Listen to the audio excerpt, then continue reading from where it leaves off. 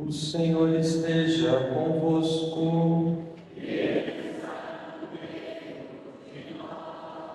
Proclamação do Evangelho de Jesus Cristo, segundo Lucas.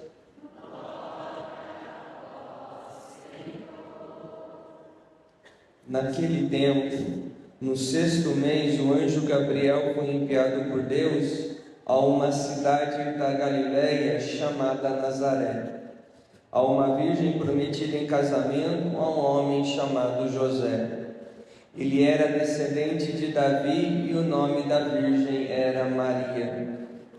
O anjo entrou onde ela estava e disse: Alegra-te, cheia de graça, o Senhor está contigo. Maria ficou perturbada com estas palavras e começou a pensar qual seria o significado da saudação. O anjo então disse: Não tenhas medo, Maria, porque encontraste graça diante de Deus. Eis que conceberás e darás à luz um filho, a quem porás o nome de Jesus. Ele será grande, será chamado Filho do Altíssimo, e o Senhor Deus lhe dará o trono de seu pai Davi. Ele reinará para sempre sobre os descendentes de Jacó, e o seu reino não terá fim.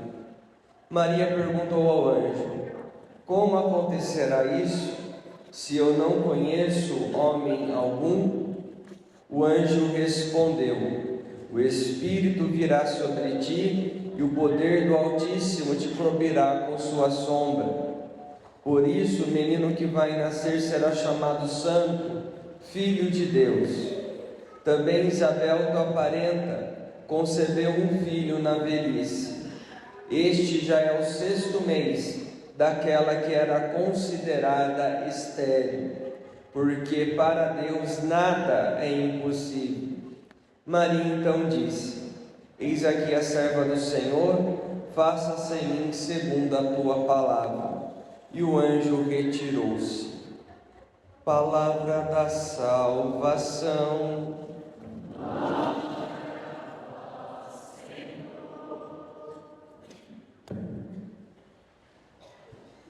Santo anjo do Senhor, meu zeloso guardador, se a ti me confiou a piedade divina, sempre me rege, me guarde, me governe, me ilumine.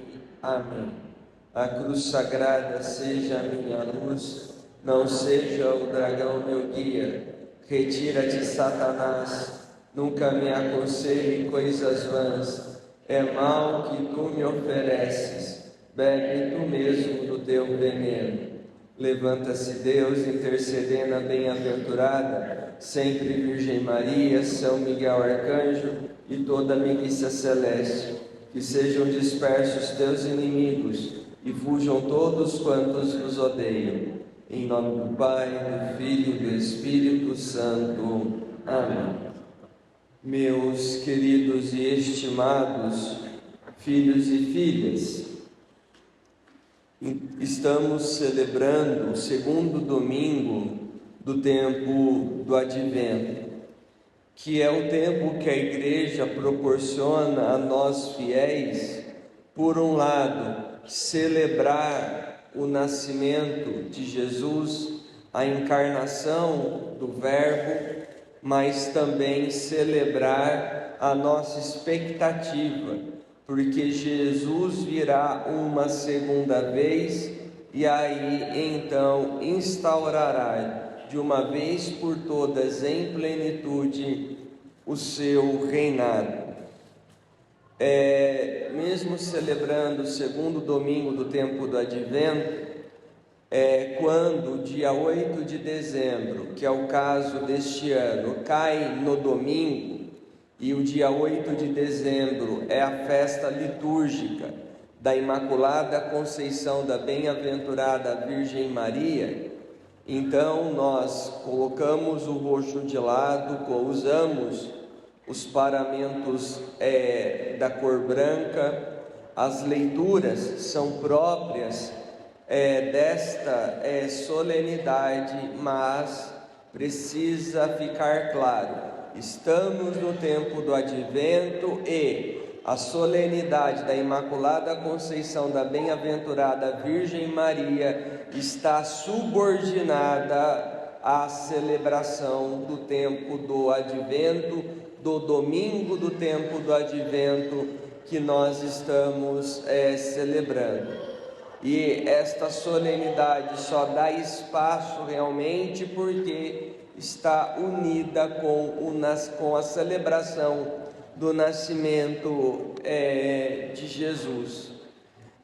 Dito isso, nós precisamos entender algumas coisas, e o evangelho da celebração do dia de hoje é realmente bem pertinente a isso. Primeiro, quando nós falamos da bem-aventurada Virgem Maria, as pessoas acabam romantizando e criando até uma certa ilusão sobre a figura da bem-aventurada Virgem Maria. Por qual motivo?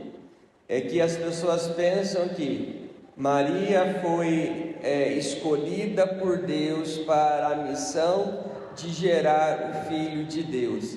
Então, ela já nasceu predestinada a isso e não tinha outro caminho a se tomar. Calma, que a história não é assim e não é bem dessa forma. Primeiro, nós precisamos entender que Deus se permitiu conhecer porque Ele quis, porque Ele desejou, e tudo o que acontece na manifestação e na revelação de Deus é por vontade dEle, é por graça dEle, e isso precisa ficar bem claro. E aí, quando nós falamos do dogma da Imaculada Conceição, é necessário entender o seguinte: no ventre de Santa Ana, mãe da Virgem Maria, aconteceu a seguinte situação: por vontade de Deus, por graça de Deus, Maria, no ventre de sua mãe, recebeu de maneira antecipada os méritos da salvação de Jesus Cristo. Recebeu de maneira antecipada o dom da salvação. É o que acontece conosco da mesma forma quando nós somos batizados. E aí, quando eu falo que Maria recebeu de maneira antecipada, não é por mérito próprio, mas simplesmente por vontade, por desejo de Deus. Por quê? Para que o Cristo pudesse se encarnar, Ele não podia ter nenhuma marca ou resquício de pecado. Então, por conta da traição no início da criação do primeiro homem e da primeira mulher que desobedeceram a Deus, o pecado então entra e mancha a imagem de Deus em nós. E Jesus Cristo não poderia nascer com a sua própria imagem manchada desse jeito. Então Deus vai por esse caminho, concede o dom da salvação a Maria no ventre de sua mãe, para que ela pudesse gerar sem qualquer resquício e mancha de pecado Jesus Cristo. E como eu disse, é por graça de Deus, é por vontade de Deus. E Maria, no decorrer da sua vida e no momento da anunciação, ela poderia sim ter dito não. E isso também precisa ficar claro, porque para alguns falar sobre isso parece um absurdo, e não é. Porque se Maria fosse simplesmente obrigada a isso, Deus iria se contradizer no que diz respeito à liberdade. a liberdade que Ele concedeu ao ser humano de dizer sim ou não a Ele, de dizer sim ou não a seguir a Deus, de escolher o caminho de Deus ou não. E Maria só disse o sim por qual motivo?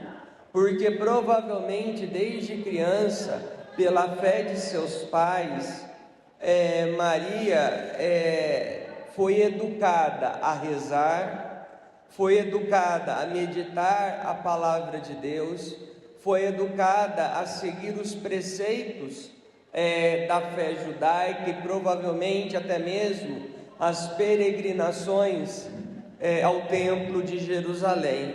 Então Maria foi educada a estar próxima de Deus desde pequena.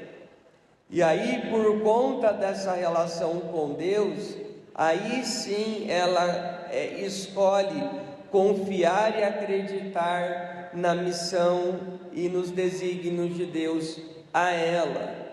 Por isso que acontece o sim, por isso que ela dá o sim. Mas, repito, ela poderia ter dito não. Ah, padre, se ela tivesse dito não, como então queria acontecer? Daí essa pergunta não é feita para mim. Quando você morrer, estiver frente a frente com Deus, aí é com Ele. Como que Ele iria proceder e a forma como o dom da salvação iria chegar até nós. E então aqui já tem um exemplo muito importante da bem-aventurada Virgem Maria, que é o quê? Para que a gente consiga escolher os caminhos de Deus, fazer a vontade de Deus, experimentar a graça de Deus na nossa vida, nós precisamos nos aproximar dele. E como que é feita essa aproximação? Não tem outro caminho a não ser a vida de oração, a meditação da palavra de Deus, a participação dos sacramentos, especialmente Eucaristia e reconciliação, e aí as atitudes de caridade, de compaixão e misericórdia. Aí sim nós vamos poder dizer que podemos escolher a vontade de Deus e mesmo que a gente não entenda ou compreenda, confiar que Deus terá o melhor.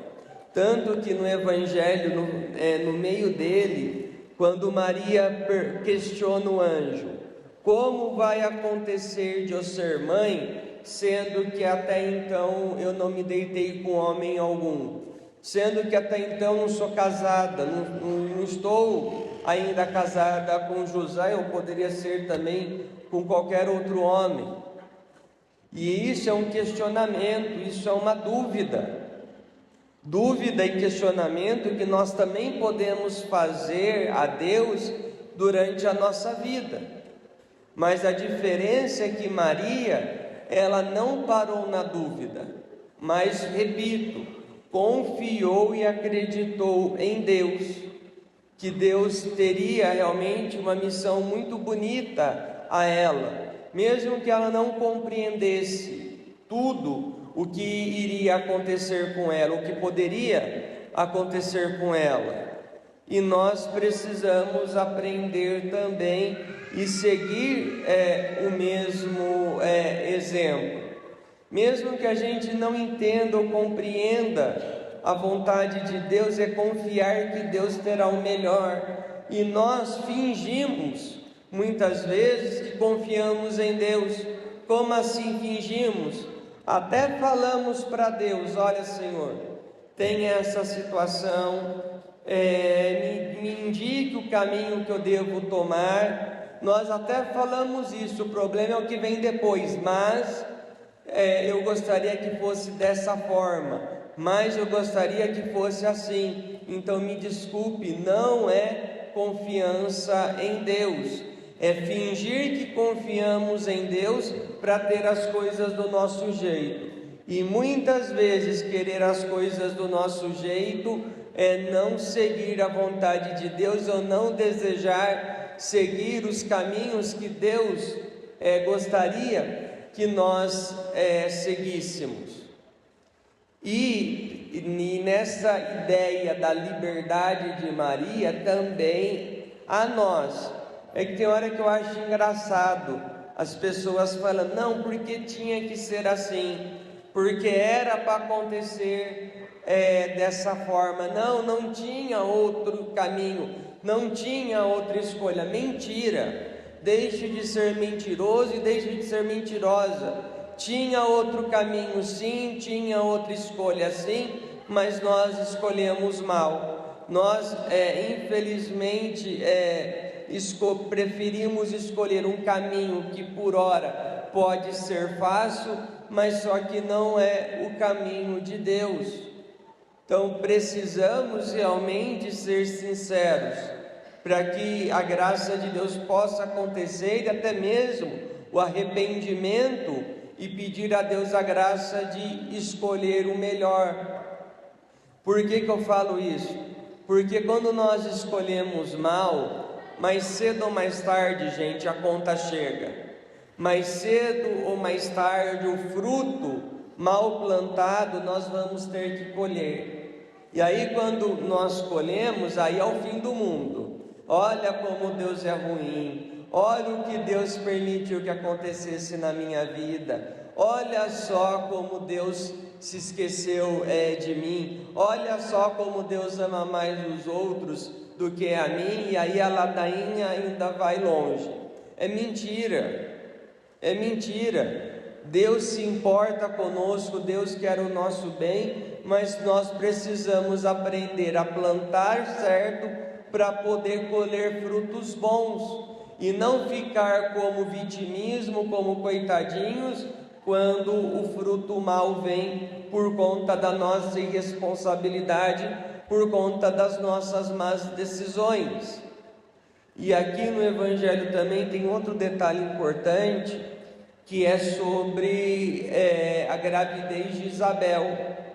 Entre aspas aqui, o anjo foi fofoqueiro, porque contou a Maria que Isabel já estava grávida de 6 meses, e Maria não sabia disso. Mas por que esse detalhe é importante? E por que Maria vai, logo após a anunciação, ajudar Isabel até o nascimento de João Batista?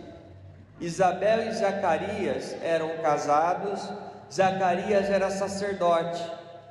E aí, para um casal judeu que não tem filhos, ele é considerado amaldiçoado por Deus. E mais ainda, para o judeu dizer que ele vive eternamente, a ideia de vida eterna se baseia no quê? Na geração da vida, na geração da descendência. Então, quanto mais descendentes a pessoa tiver, então significa que a sua vida, a sua história está se perpetuando e ela vive eternamente. Mas se o casal não tem filhos, significa então que a sua geração termina ali. Então, como eu disse, significa ser amaldiçoado por Deus, só para que a gente entenda aqui entre aspas, significa até mesmo que a pessoa recebeu o castigo do inferno, de tão grave que é isso dentro do imaginário judeu. Pois bem, Isabel e Zacarias já eram de idade avançada, e aí nós temos alguns estudos bíblicos que diz o seguinte, que quando Isabel ficou grávida, muitos questionaram se o filho de Isabel era mesmo de Zacarias, se não era fruto de adultério. Então até naquele tempo, a maldita fofoca, levantar falso testemunho, falar da vida alheia já existia. Então por isso que Isabel tentou guardar e ficar em segredo todo esse tempo da sua gravidez, por conta dessas acusações infundadas. E aqui é outro ensinamento, que a maldita fofoca, maledicências, levantar falso testemunho, não é pecadinho, não é pecado insignificante, é pecado mortal, rompe com a comunhão com Deus, e isso precisa ficar claro, porque tem hora que as pessoas falam da vida alheia como se não fossem nada, como se não tivesse importância alguma. Aí quando começam a falar dela, aí é o fim do mundo. Nossa, eu não mereço, por que estão falando isso de mim? Olha só, eu não fiz isso que estão me acusando. Mas você fez isso com tantas outras pessoas e esperou que não fosse acontecer com você também? Então nós precisamos deixar a hipocrisia de lado, e aí seguir aquilo que é certo, seguir fazendo aquilo que Deus deseja. E Maria fez, em vez de acusar Isabel ou tirar essas conclusões, o que Maria fez, assim estava recém-fecundada de Jesus Cristo no seu ventre, foi e estendeu a mão em Isabel, coisa que muitas pessoas ao entorno de Isabel e Zacarias não fizeram.